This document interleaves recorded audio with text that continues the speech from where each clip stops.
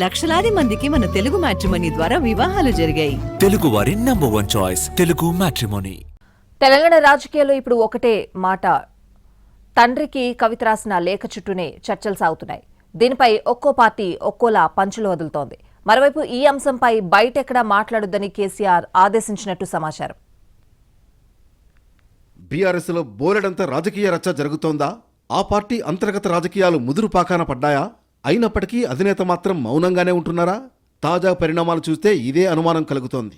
ఇదొక్కటే కాదు, చాలా విషయాల్లో కేసీఆర్ మౌనంగానే ఉంటున్నారు. ఇంత జరుగుతున్నా ఆయన ఎందుకు స్పందించడం లేదో ఆ పార్టీ నేతలకే అర్థం కాని పరిస్థితి నెలకొందన్న చర్చ సాగుతోంది. మరోవైపు నిన్న ఎర్రవల్లి ఫామ్ హౌస్లో కేసీఆర్తో కేటీఆర్ భేటీ అయ్యారు. గంటన్నర పాటు ఇద్దరూ చర్చించుకున్నారు. ఎమ్మెల్సీ కవిత అంశాన్ని బయట మాట్లాడొద్దని కేసీఆర్ ఆదేశించినట్లుగా సమాచారం. రాష్ట్ర అవతరణ దినోత్సవం సందర్భంగా జూన్ 2వ తేదీన నిర్వహించబోయే కార్యక్రమాలపై కూడా ఇద్దరూ చర్చించినట్లు తెలుస్తోంది. కాళేశ్వరం నోటీసులపై కూడా తండ్రి కొడుకు మధ్య డీప్ డిస్కషన్ జరిగినట్లు సమాచారం. ఇటీవల ఎమ్మెల్సీ కవిత అంతర్గతంగా రాసిన లేఖ లీక్ అవడం, ఆ తర్వాత ఆమె మీడియాతో మాట్లాడడం, కేసీఆర్ దేవుడు కాని ఆయన చుట్టూ దెయ్యాలు ఉన్నాయని ఆమె వ్యాఖ్యానించడం రాజకీయంగా తీవ్ర చర్చనీయాంశమైంది. ఇలాంటి పరిస్థితుల్లో కేసీఆర్ కేటీఆర్ భేటీని అంతా ప్రత్యేకంగా చూస్తున్నారు. మరోవైపు బీఆర్ఎస్ మునిగిపోతున్న నావలాంటిదని, ఆ పార్టీతో కలవాల్సిన అవసరం లేదన్నారు కేంద్ర మంత్రి కిషన్ రెడ్డి. కేసీఆర్ కుటుంబంలో కలహాలు ఎందుకు జరుగుతున్నాయో వాళ్లే తేల్చుకోవాలన్నారు. గతంలో దోచుకున్న ఆస్తుల్ని ఎలా పంచుకోవాలన్న దానిపైనే ఈ డాడీ డాటర్ గొడవ అన్నారాయన. అంటే టీఆర్ఎస్ పార్టీ మునిగిపోతున్నటువంటి నావలాంటిది. ఆ పార్టీని మేము కలుపుకోవాల్సిన అవసరం లేదు. మొన్న పార్లమెంట్ ఎలక్షన్స్లో ఆ పార్టీకి డిపాజిట్ రాలేదు, ఒక్క సీటు కూడా రాలేదు. మేము కాంగ్రెస్తో సరిసమానంగా గెలిచాము. కాబట్టి అలాంటి పార్టీతో మేము కలవాల్సిన అవసరం లేదు. మేము సిద్ధాంతపరంగా అలాంటి కుటుంబ పార్టీ, అవినీతి పార్టీతో కలవాల్సిన అవసరం లేదు.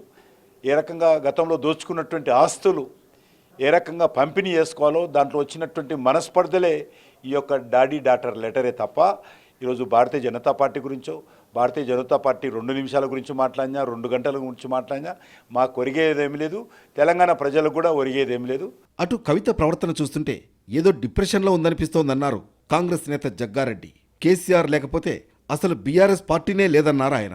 మేజర్గా కవిత ప్రవర్తన చూస్తుంటే ఏదో డిప్రెషన్లో ఉండి తొందరపడి లేఖలు విడుదల చేసి మీ యొక్క పార్టీ ఉనికిని దెబ్బతీస్తూ బీజేపీని రాజకీయంగా పెంచి పోషించే ఒక పరిస్థితులు మీరు కలిగిస్తున్నారని నా ఆలోచన.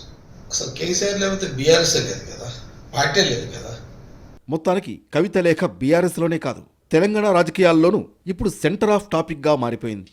ఇది ఎలాంటి మలుపులు తిరుగుతుందన్నది చూడాలి.